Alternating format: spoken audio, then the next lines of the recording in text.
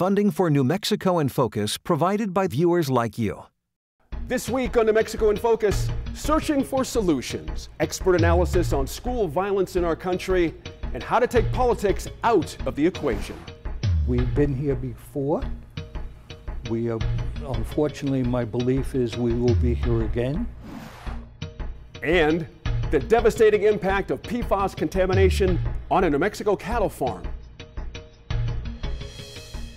New Mexico in Focus starts now. Thanks for joining us this week. I'm your host, Gene Grant. We now know the complete cause of the largest fire in New Mexico history. According to the U.S. Forest Service, the Calf Canyon fire was also started by actions taken during controlled burn practices. Initially started months ago, the Calf Canyon fire eventually combined with the Hermit's Peak fire, which also started as a prescribed fire that got out of control in early April. The blaze has already burned more than 315,000 acres in the process. In the second half of the show, I'll ask our line opinion panelists about the reaction from our state leaders. And a new interstate project could be starting soon, connecting to Texas' southern border and running through New Mexico. In about a half hour, we'll explore the impacts of adding international trade routes through our state. But first, a recurring headline over the last decade in this country, a group of children killed by gunfire at school. This time, 19 elementary school students and 2 teachers in Uvalde, Texas. The incident has shaken many of us, but it's also pushing people to demand answers and solutions that transcend political divisions. Let's get to the line. Welcome to our line opinion panelists this week. Former New Mexico State Senator Diane Snyder is with us. Attorney Sophie Martin, one of our regulars, of course, and Algernon Damasa, investigative and enterprise reporter at the Las Cruces Sun-News. Thank you all for being here. Now, almost immediately after the horror that took place in Uvalde, the conversation around the crisis and gun control turned political. Over the past few decades, gun rights have become so ingrained, especially in conservative identity, it seems any proposed change is met with backlash. And Senator Snyder, let's talk about this backlash. What needs to happen for there to just start to have a substantive discussion on gun control? What are we missing here just to be able to sit down, talk across the aisle about this?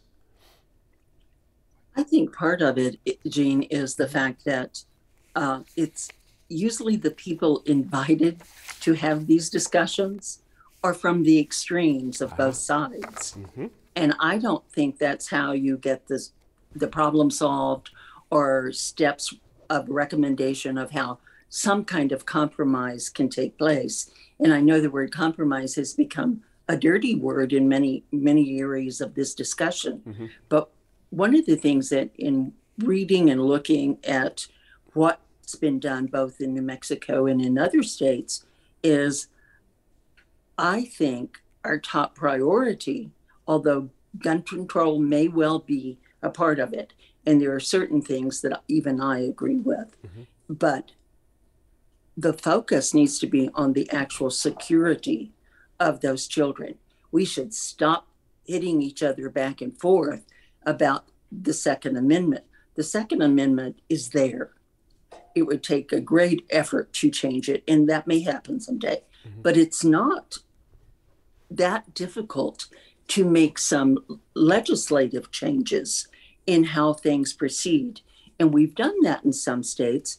It hasn't really, it's happened some at the federal level, but I think the main thing is, and I'm not quite sure how you do this, is find the moderates on both sides mm-hmm. that can sit down, don't exclude the extremes on each side, but make your group more a group of moderates and have a discussion that nothing's off the table, but nothing's on the table either. Mm-hmm. That you have, and the goal is you must come up with 3 recommendations that will increase the safety of school children and teachers. Mm-hmm. And you have to focus that's what your goal is. And I think that can be done. I know that our country is split in many, many, many ways, this being even one of them. But I think people are capable of making those tough decisions. And I know a large number of Republicans who are strong Second Amendment supporters that are a little more flexible on a deeper or more intense scrutiny of people who purchase an AR-15. Mm-hmm. And I believe Sophie mentioned to me this morning there, I believe it's New York State, that it's a show the need and is coming up in Sophie can tell us more about this, mm-hmm. in the Supreme Court. Mm-hmm. But I put her on the spot, sorry. That's all right. But she's up to it. I still think mm-hmm. I know there are people out there mm-hmm. that we can sit down and come up with yep. 3 simple things that will protect our children. Mm-hmm. Well said there, Sophie. Interesting that Senator Snyder brings up the Supreme Court, because that's something I want to ask you about. I know you know this, but for some folks, this issue of ownership really took off in 2008 when the Supreme Court knocked down that ban on firearms in the District of Columbia, we might recall. Right. The right? Heller decision That's really right. transformed our country's mm-hmm. interpretation of the Second Amendment. And prior to that time, we didn't have what we seem to have now, which is these really entrenched views that the Second Amendment means that nothing can be done. And I want to touch on something that Diane was sure. talking about in terms of school shooting. I think it's really important to recognize that we're not just looking at school shootings. We had the recent grocery store shooting in Buffalo. We had the Pulse nightclub right. shooting. We have all of these the hospital shooting in Tulsa just the other day. Thank you. And a second one, as I understand, in Oklahoma as well. Mm-hmm. We have all of these, I hesitate to say incidents because it's much worse than that. But we are, if we just focus on the infrastructure, the security in schools, we're missing the bigger picture, which is, yes, the school shootings are tragic and should be prevented, but they are not the only shootings that are happening. Mm-hmm. And while the Republican Party can talk about, oh, we need to harden our schools, first of all, we're hearing from architects and school planners that that's not practical. Think about having to go through the equivalent of TSA every morning mm-hmm. to get into school. Like that's not practical in most contexts. But then also it distracts from the issue of, we have too many guns in the hands of people who really should not have them. We have greater magazine capacity, greater firepower than we had. And there's a fascinating study out of the NYU School of Medicine that looks at what happened when the ban on assault rifles came in 1994. There were already a lot of assault rifles in people's hands. I think that matches to a certain extent what we have now. Mm-hmm. There was a slow decline following that implementation of that law in 94. Yep. What's so interesting is that 2004, the ban expires, the legislation expires, and the number of shootings, mass casualty shootings explodes. That's right. So I mean, I think we have actually really good data, experiential data that shows what happens when you do and don't have sensible gun control, which from my perspective includes control of assault rifles, mm-hmm. as we had before. The other thing I'll say is, there's a great piece in the New York Times right now, 2 former Supreme Court law clerks talking about their own experience in the development of the Heller decision. And they were on opposite sides at that time, but they both say, look, the Heller decision does not mean what y'all think it means. You mm-hmm. can still enact gun control. And I felt the takeaway was, so we should do that. Interesting points there. Algernon, let me kind of dovetail off that as well. Sticking with the Supreme Court here, it seems to me the chessboard, there's an obvious move here. If another state decides they're going to take a poke at this, it would obviously kick up to the Supreme Court. And is that the right way to go here, to kind of get this ball moving, to get the Supremes to kind of look at this again? Or is the Supreme Court so loaded one way or the other? If you get my drift here, that might be not a good move either. But you see what I mean here. There's a way to get the ball moving here. It depends on which state's willing to do it. Yeah, and I don't know if this is the avenue that's going to bring us to practical solutions to the problem that we're discussing. The Second Amendment is a single sentence that makes explicit reference to militia service, and this is part of the argument that we're sort of stuck in as far as framing this as a discussion about liberty, as opposed to the discussion about why is it a uniquely American problem that we have endemic gun violence in public places. And I'm skeptical about any explanation that attributes one single solution or one single factor to that problem, of course.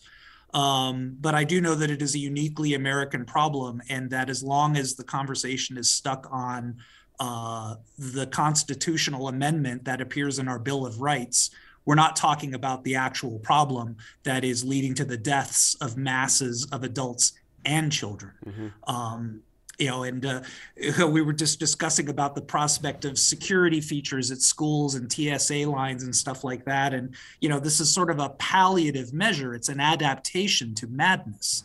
And it doesn't address the root cause of that. And I'm just reminded of standing in a TSA line at Los Angeles International Airport, this long line of people that would make a pretty juicy target for somebody who had intentions of wanting to inflict mass violence.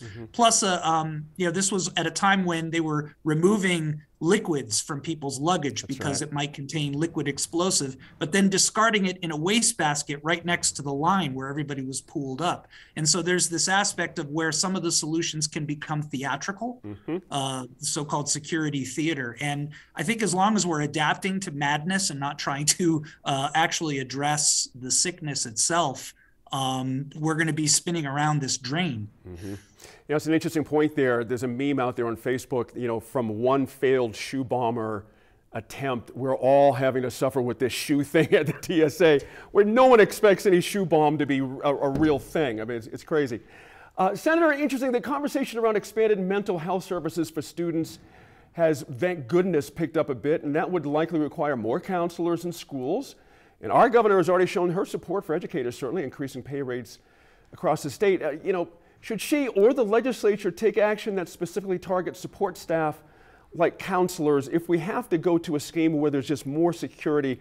Because again, we're asking kids to do something. It just seems like we're not thinking about the mental health aspect of lining up and being searched or scanned or anything like that. What's your sense of that? A couple of things, Gene. One is, I believe it was APS this week, extended the teacher level raises to counselors, nurses, and professionals like that. So I think that was extremely important. They do a tremendous job, and we don't have enough of them either. But I think maybe, and this is just a small piece, is we focus on, I always hear, oh, well, after a shooting we brought in all these counselors to talk to everybody. Why didn't we have all those counselors before the shooting? I mean, with what I've read about the young men who allegedly did the killing in Uvalde, there were all kinds of signs prior to the day of the shooting. And if we focused on, and it again is just one piece of having counselors, teachers, training our teachers just to be aware, not to have to do anything, just in the same way that we ask them to report suspected child abuse. It doesn't do anything harm if a teacher or some counselor, whoever, suspects that there is a problem, and turn it over to the counselor, let the counselor talk to the student, and move from there. Because the more and more I read about Uvalde, I just go, how did this particular incident happen? There were many, many stop points along the way. Especially in a small community, you know, I'm sure they knew him. They knew what he was about from the grandma as well, who tragically was shot by him. And his life and all those kinds of things. And there's just too much, to me, too much of the focus is, okay, we've had 21 people killed, so now let's send in the counselors to take care of it. So I'd like to see our state legislature, and as I said, it's only one piece, but I would like to see some preventive not just follow up. Right, right. Hey, I want to kick back to Algernon for a quick second, if you guys will indulge me here, because you wrote an interesting piece following the surrounding topic. You wrote a piece about how we label these incidents, saying the term tragedy is a misnomer of sorts. Can you explain that? It kind of flesh out what you wrote as well. I thought it was really terrific. Yeah, just to be clear, it's not wrong to refer to a cataclysmic event as a tragedy, and in fact, I think that can be psychologically healthy, emotionally healthy, to really frame loss in those terms. But I'm concerned about our lack of vocabulary and the fact that an earthquake might be called a tragedy in the same quantity that an incident that is either that has human origin can be framed using the same noun. And what I'm concerned about is that when we constantly speak of these tragedies, these events as tragedies, this violence that may or may not be preventable, that is the result of human action. What that happens is that we can start talking about it in a way that makes it seem like a natural event, in the same way that an earthquake might be. And that can lead to a kind of quietism. It can lead to a kind of, there's a certain repetition to these things happening again that I think dominates the need to think of these things as situations requiring solutions, requiring urgent action. I have a 14-year-old son who is about to graduate from being homeschooled all his life to a public high school. And in addition to all the things that we're doing to prepare him for this, I've had to have conversations with him about that this is a feature of our world, and that it honestly, he's not, from his questions, he's not scared. He's baffled. He's just baffled at the lack of a will and the lack of a collective ethical response to this situation, which is what prompted that piece. Prompted me to write that piece, is that through the eyes of a teenager, it's just baffling that we can't arrive at a resolve to find an ethical solution, or even just have serious conversations about it. Good point, Stan. I'm glad we got that in.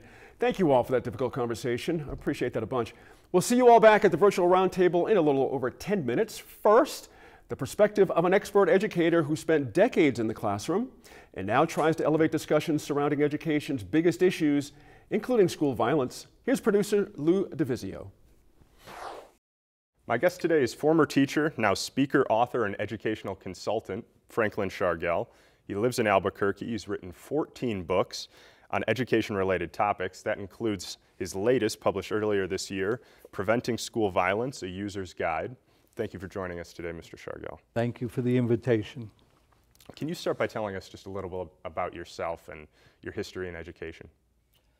I was raised in New York City and spent all my professional life working in New York City high schools, starting first at Benjamin Franklin High School in Harlem, and then went into the Army, and then came out, and Board of Education rewarded me, I think, for my service in the military, and sent me to one of the best high schools in the city of New York, James Madison High School.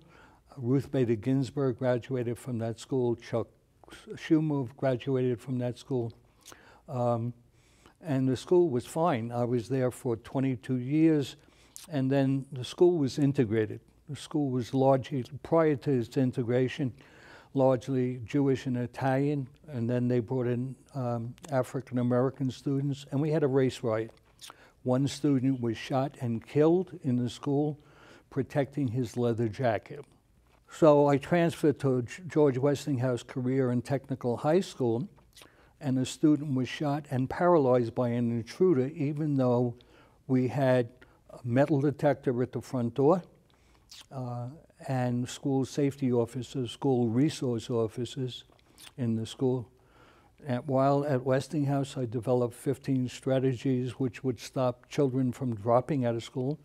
Westinghouse is a Title I school, which is all minority, and reduced the dropout rate, documented from 21.9 to 2.1%.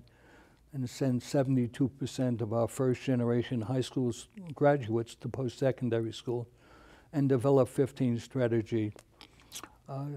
Two governors here in New Mexico saw what I was doing. We also had a PBS special and asked me, invited me here. And so I've been here for 23 years, almost 23 years. Sure, sure. So obviously with those two horrible stories, you do have some history, firsthand history with school violence. Yes. And how disheartening now is it to see that it's persisted for this long? And is that why you decided to write this book now? The answer is yes. It's very I am extremely distraught about this whole incident in Texas. We've been here before. We unfortunately, my belief is we will be here again. That book took 3 years of my life. The research came from FBI, Secret Service, National Threat Assessment Agency, National Institutes of Health, and Centers for Disease Control and Prevention, as well as my personal experience.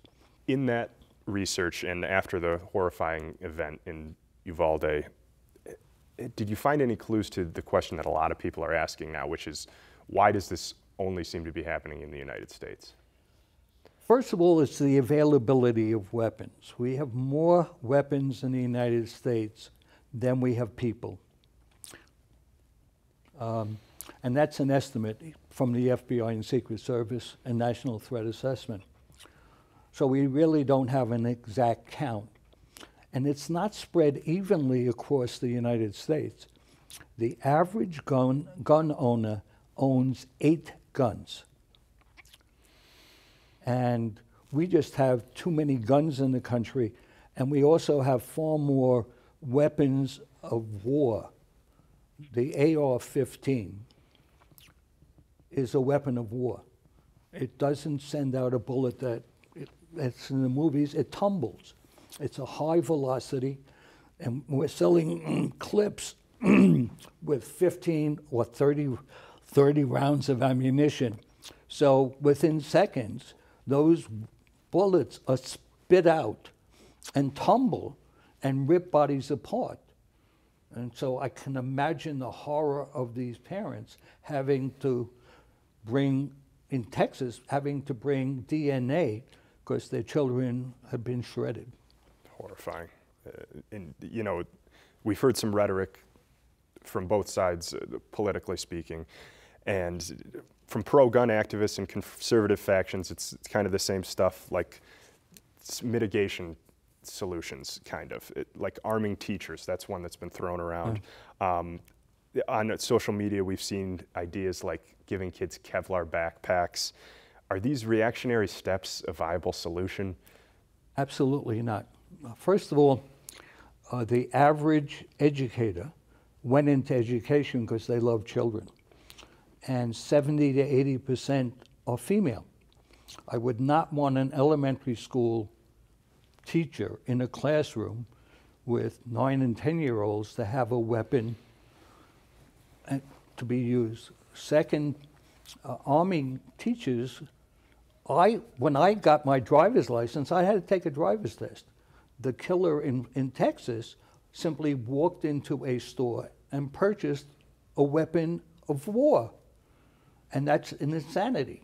You can't get a driver's license unless you take the test. When I went into the military, I had to take 8 weeks of training, learning how to fire a weapon and qualify for that weapon. That's not a requirement now. We need to start putting some restrictions, especially on weapons of war, so that somebody can't walk into a store and say, I would like a weapon, I've just turned 18, and have to wait until he's 21 in order to drive a car. Something we've heard for years now in mass shootings, regardless of whether or not a school's been involved, is the good guy with a gun solves all mentality or theory. Does your research support that that is valid? No, I think we're getting distorted evidence. First of all, we're preparing students for the wrong kind of an intruder, with the exception of Sandy Hook, where another elementary school was involved in Connecticut. The students, most of the incidents are caused by people who are former students, students in the school, or students in other schools. They're not intruders. So we're not preparing the schools to deal with the realities of the situation, but the realities that we would like to. We are also spending a large sum of money. I've read various figures that it's in the billions of dollars across the United States to prepare schools for armament, putting in metal detectors and putting in, and metal detectors in schools don't work. There are too many entrances and exits. They're unlike airports or even supermarkets where there's basically one or two entrances. If you're in a high school that has 1,800 or 3,500 students, you have to have multiple exits, and they have to be open. You cannot have them locked. You do have, power, but you can't have school, because if there's a fire, God forbid, those students will not get out.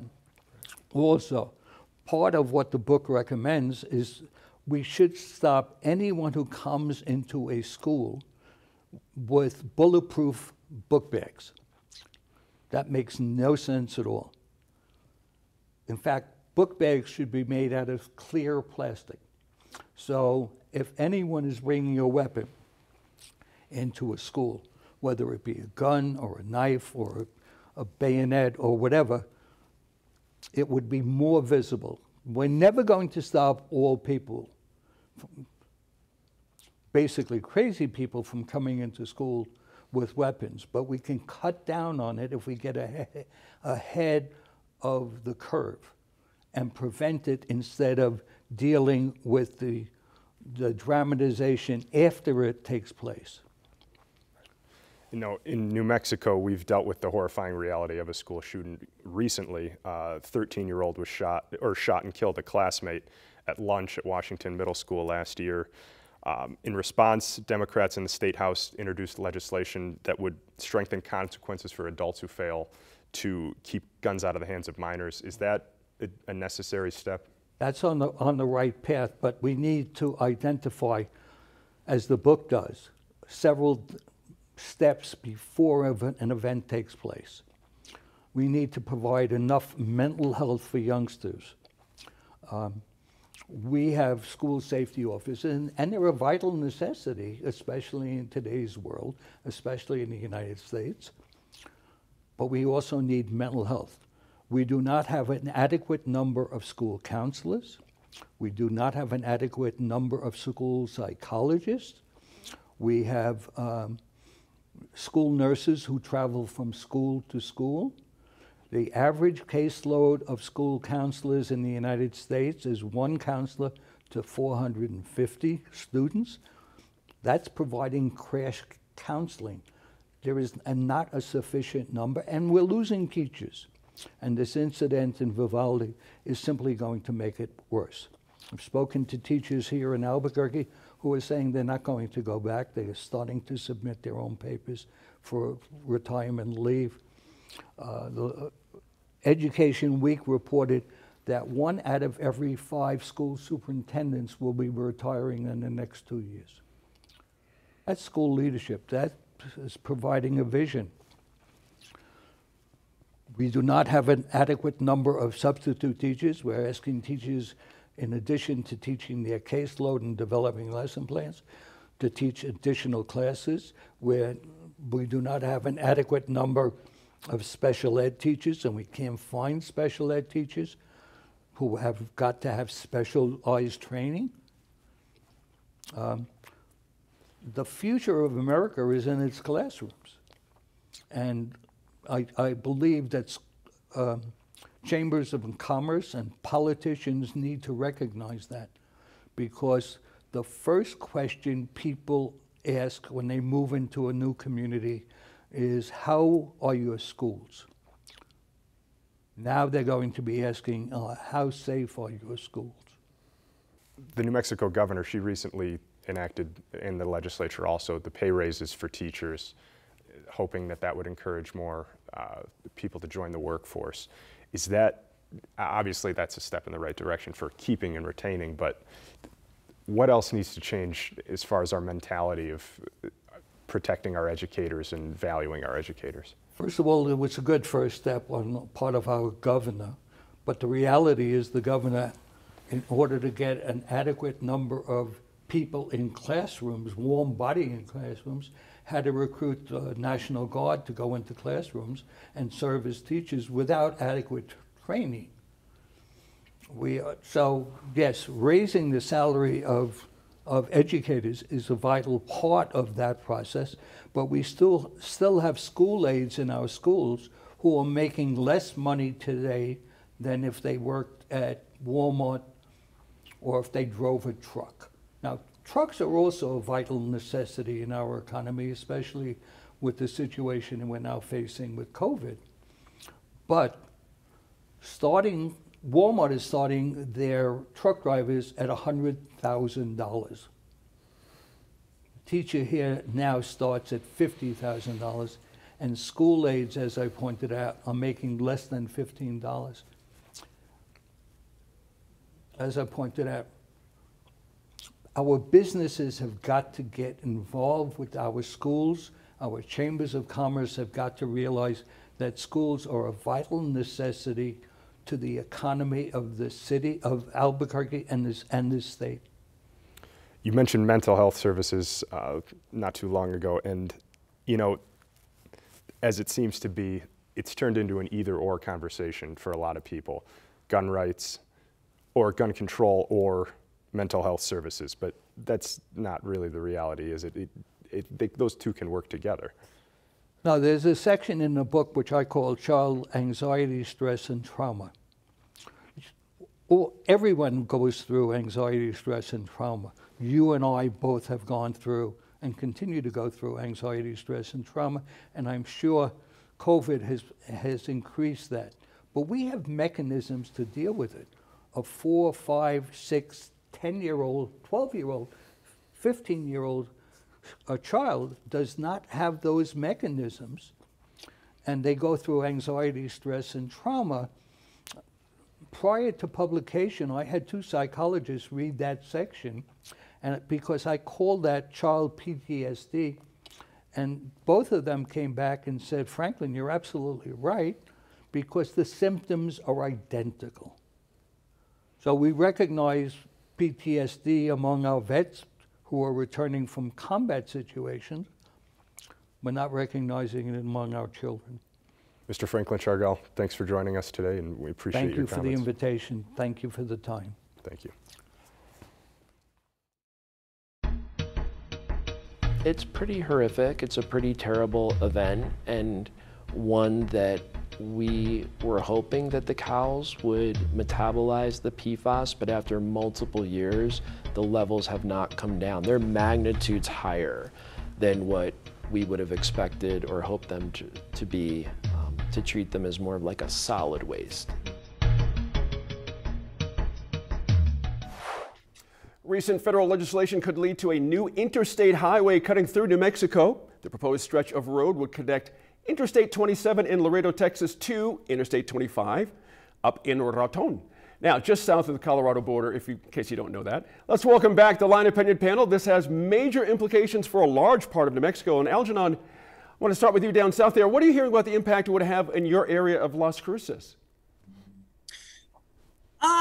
It's not entirely clear how much direct impact that has, but trade does have a way of benefiting the whole state. And down in the southern part of New Mexico, we're a very crucial gateway to trade with Mexico. We have ports of entry that are not as large as our companion ports in the El Paso area.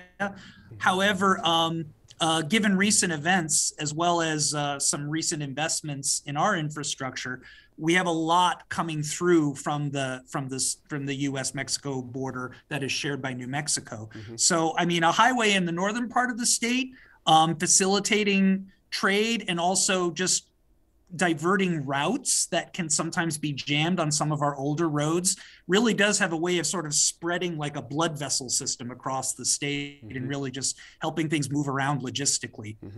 Boy, as I read it, Algernon, the folks in Texas are very excited, actually.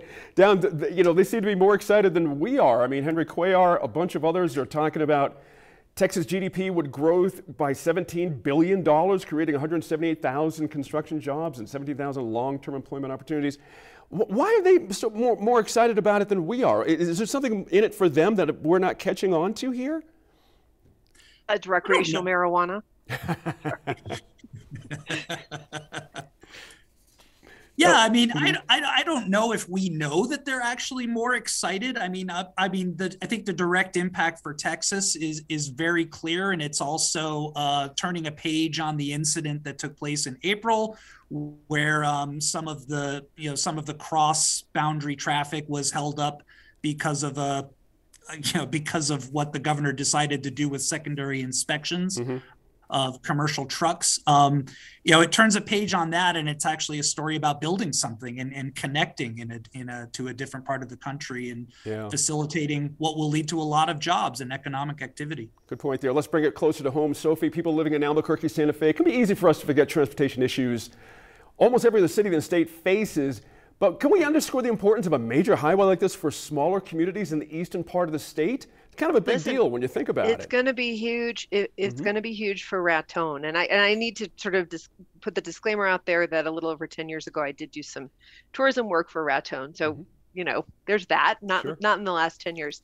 But, so much of Raton's economy is built around transportation and is built around the traffic there.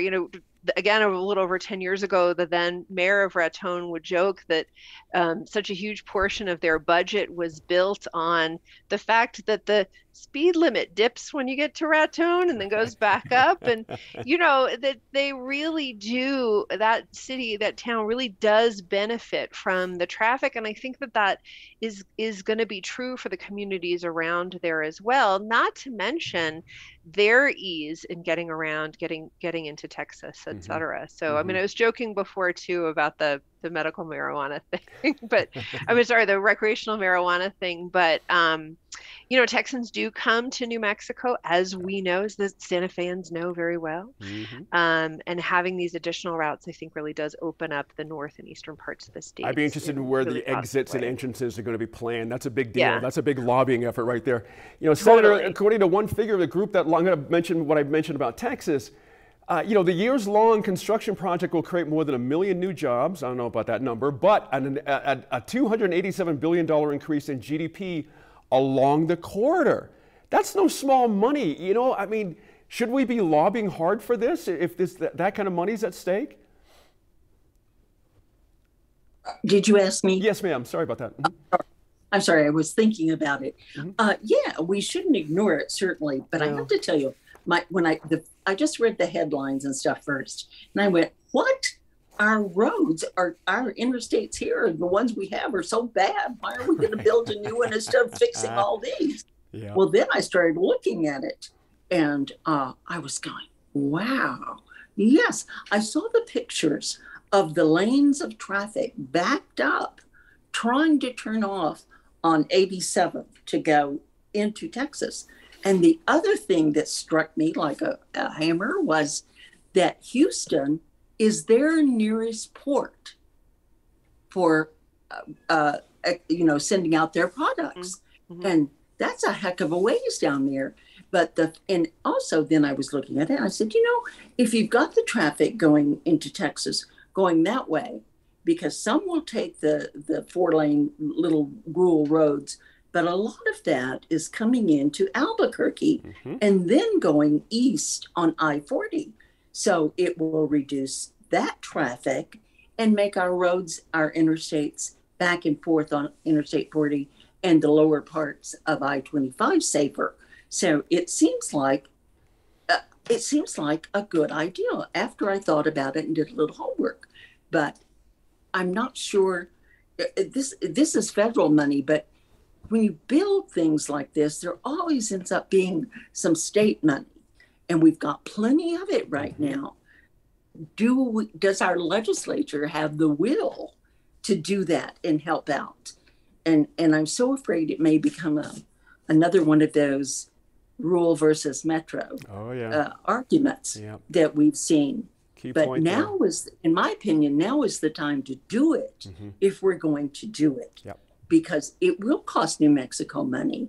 But the offset of all that business that grows along an interstate, I don't know that we have Stuckey's anymore, but Stuckey's made millions and millions of dollars along the interstate. That's an apt example. Absolutely. That's an absolutely apt example. And that's something, gas stations, I see this. And if you've ever driven across northeastern New Mexico, as they commonly say, the senators up there, is that there are more cows than constituents. So if we could do something to help them in their economy, then as Algernon said, it benefits the whole state. Good points there. Thank you all for your thoughts on the new interstate highway proposal. A little bit off, but let's plan for the good things. We'll be back with one final topic for our line panelists in less than 10 minutes. In 2018, the U.S. Air Force told Art Scop that toxic chemicals from Cannon Air Force Base had traveled in the groundwater from beneath the base into the water that supplied his home, his employees, and the cows at his dairy, the Highland Dairy in Clovis. Now, these toxic chemicals, PFAS, leached from firefighting foams used at the base. It's a problem happening all over the country, and yet the state of New Mexico and the Air Force continue to be at loggerheads over cleanup. This is a story we've been covering for years, and you can read all about it on our Groundwater War website at nmpbs.org. Now, correspondent Laura Paskus talks with New Mexico Environment Department Secretary James Kenney about the Highland Dairy and thousands of dairy cows Mr. Scop had to euthanize. And we just want to warn people, this is a tough conversation and in places a graphic one. This contamination has reached various wells in the Clovis area, but Mr. Scop at Highland Dairy is kind of maybe the biggest impact. Sure. And we visited him back in 2021, last spring, to talk to him and saw his, thousands of cows at his dairy that he was unable to sell the milk from anymore, but had kept these thousands of cows alive. What's now become of those cows? Yeah, so those 3,600 cows over time, some of them simply just died of old age and he wasn't able to sell his milk, but he still had to maintain those cows. To see if the PFAS levels would naturally decline is what I understand he was keeping them alive for. As of today, all 3,600 cows have now been euthanized. So those cows are no longer living, and the cows today are being composted on site at his farm, and we're working with him to make sure that those hazardous carcasses are properly managed so that PFAS doesn't continue to move through the environment, but we actually take it out of the environment. So let's talk about that a little bit, about cows being, and cow carcasses now being hazardous waste.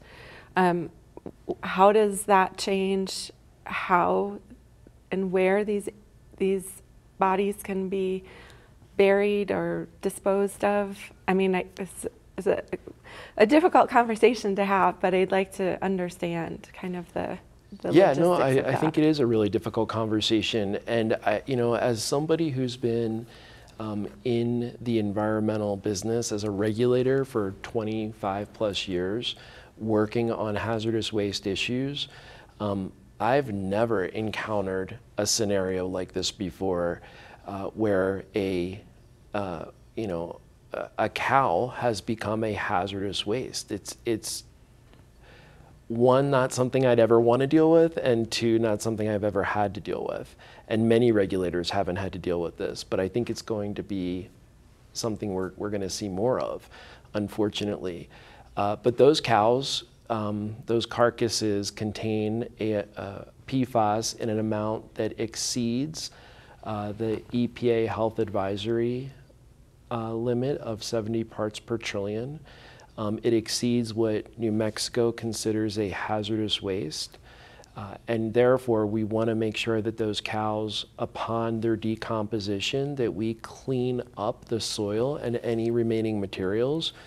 And there's going to be, we're seeking information on what the proper disposal would be, long-term disposal.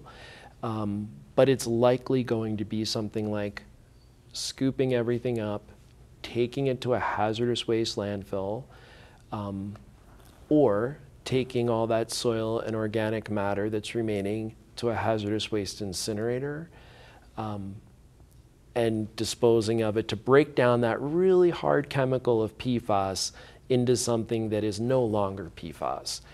That's what the incinerator would do. So there's a few methods on the horizon that might be right, but we're seeking information to make sure we get it right. So are the cows just being held on the property, or? Yeah, it's a horrific scene. The cows have been placed into ditches where they will be where they will continue to decompose.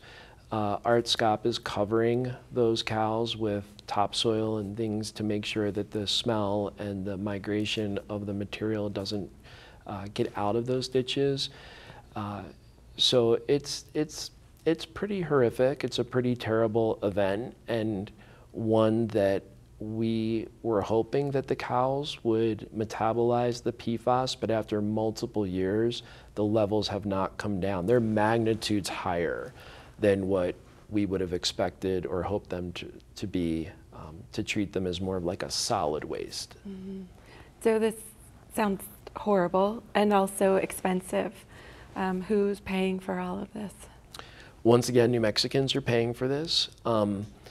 As I said earlier, the Department of Defense hasn't done anything outside of the fence line of Cannon Air Force Base to really take responsibility for the long-term cleanup or management of these hazardous carcasses.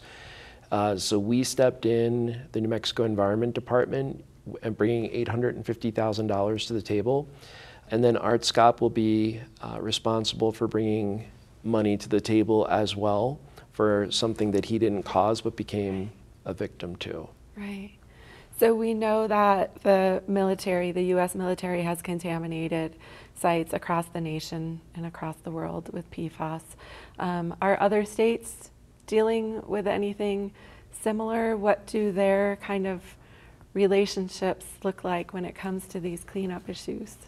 Yeah, it's a great question, and it's an interesting answer in that, you know, about 200 miles roughly east of Cannon Air Force Base is Reese Air Force Base in Texas. And when you look at the dichotomy of what I'm about to say, it really is mind-boggling. The Air Force is cleaning up Reese Air Force Base, treating PFAS as a hazardous material. They're doing it with the state of Texas in a collaborative way.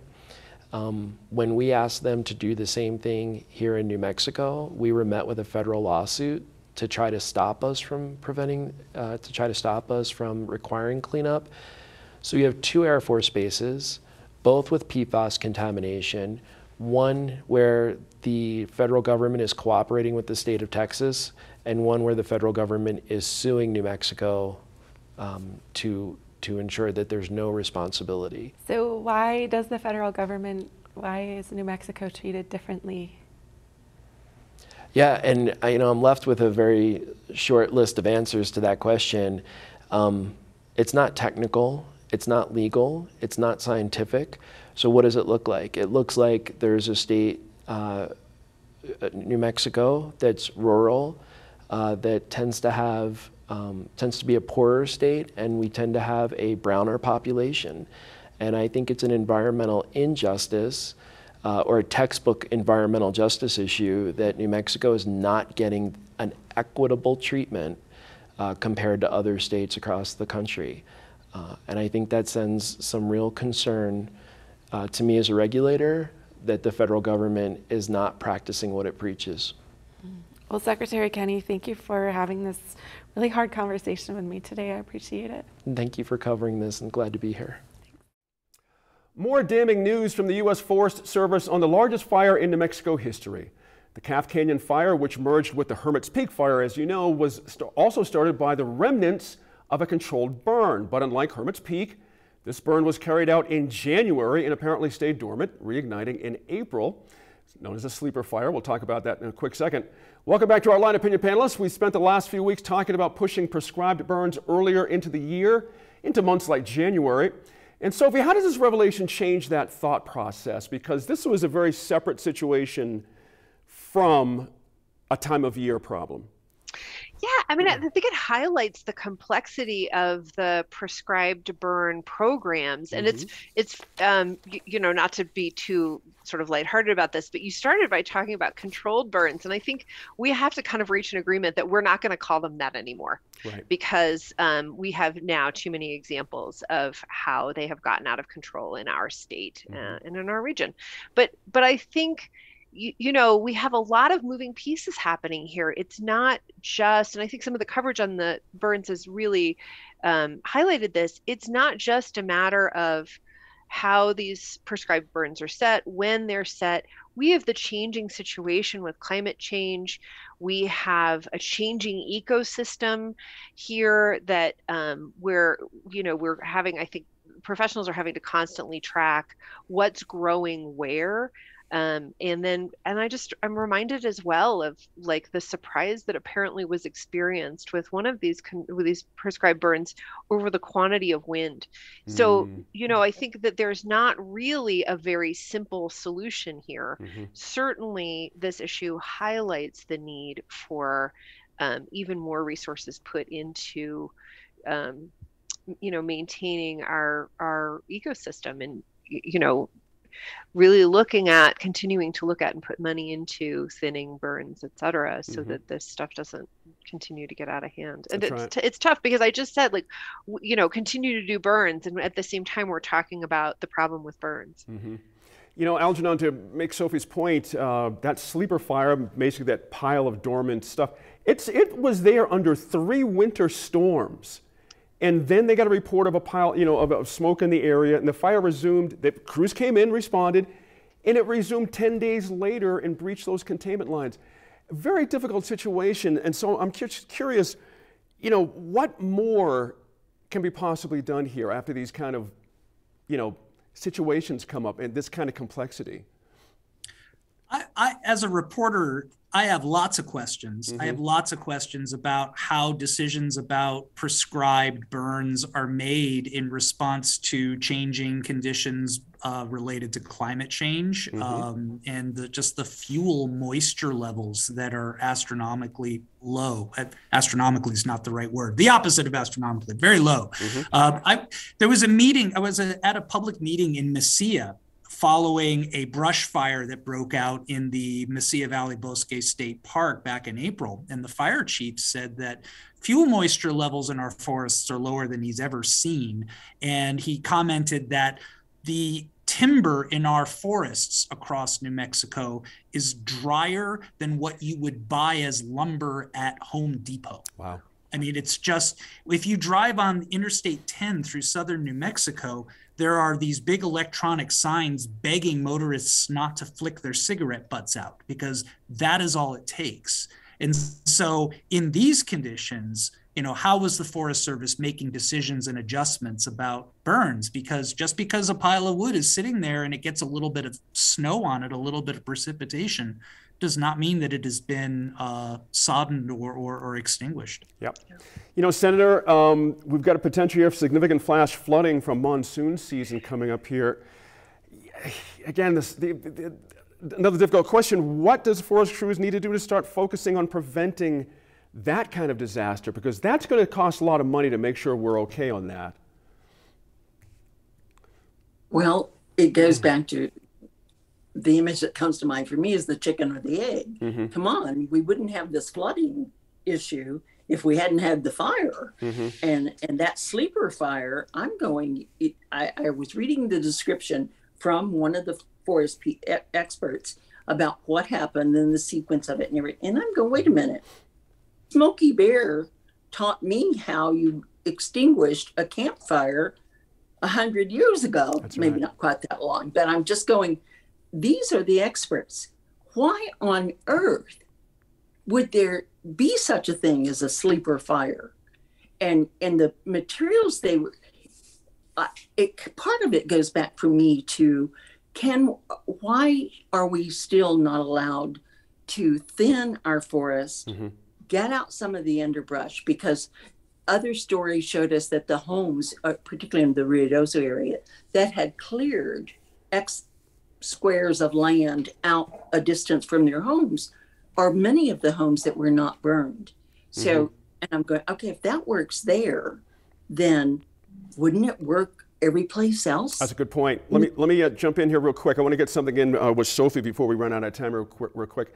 Hey, Sophie, in a recent gubernatorial debate for the Republican candidates fighting for the party's nomination, the candidates universally agreed this is just a forest management issue, and Mark Ronchetti, a career television meteorologist, actually said the majority state has seen above average precipitation the last year, which is not true.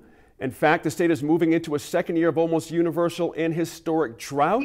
Are you saying that you don't believe the weatherman? Well, weathermen being what they are, how damaging is it, that kind of rhetoric, to actually dealing with what we know is a major issue for our state as we continue to warm, as you were saying earlier?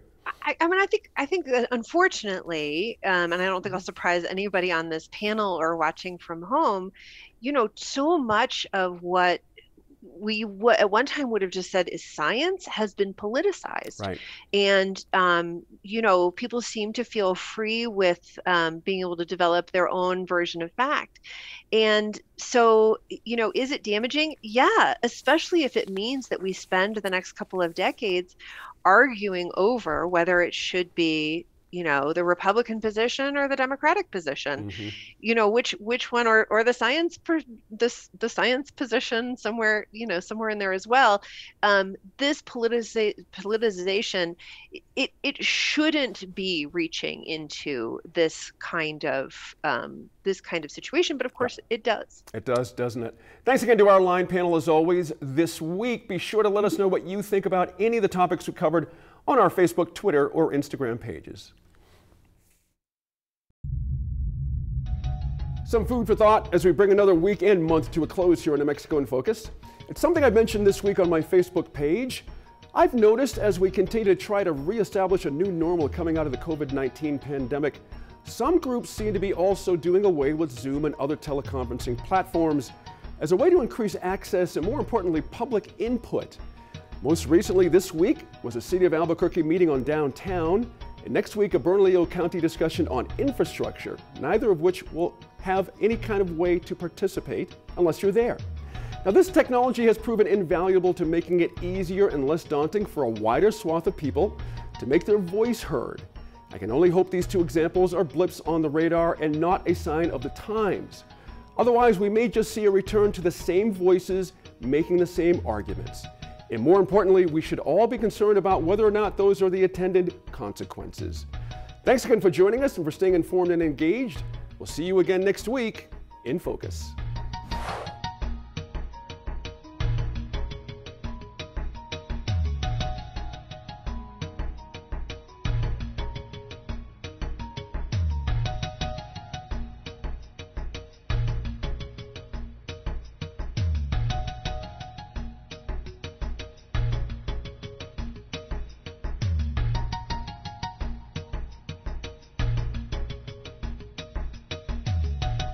Funding for New Mexico in Focus provided by viewers like you.